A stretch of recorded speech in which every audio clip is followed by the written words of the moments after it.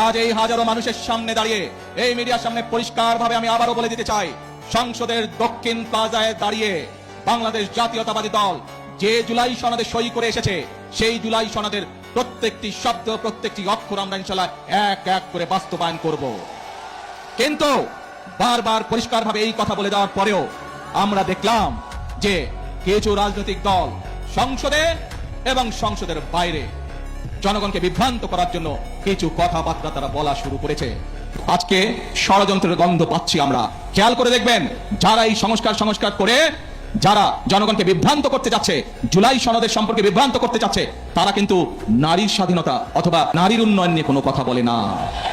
তারা ওষুধের বাংলাদেশের মানুষের চিকিৎসার জন্য যে চিকিৎসা কমিশন করা হয়েছিল, বাংলাদেশের মানুষ যাতে ওষুধ সহজে পেতে পারে, চিকিৎসা সহজে পেতে পারে, সেইটির ব্যাপারে তারা কোনো কথা বলে না। কিভাবে প্রশাসনকে ঠিক করতে হবে সেইটির কথা তারা বলে না। কিভাবে আইন শৃঙ্খলা ঠিক করতে হবে সেইটির কথা তারা বলে না। তারা শুধু সংবিধান এই বিষয়ে কথা বলে। প্রিয় ভাই বোনেরা, দেখেন তারা কিভাবে বিভ্রান্ত করছে। নির্বাচনের সময় আমি আপনাদের বলেছিলাম যে কিভাবে তারা বিভ্রান্ত করছে। এই গুপ্ত বিভ্রান্তকারীরা আবারও এখন এই বিভ্রান্তের কাজ শুরু করেছে। তারা দুদিন আগের ঘটনা, এই গতকালকের ঘটনা, ময়মনসিংহের ওদিকে একটি জেলায় একটি ব্যক্তিগত তুচ্ছ ঘটনা ঘটেছে।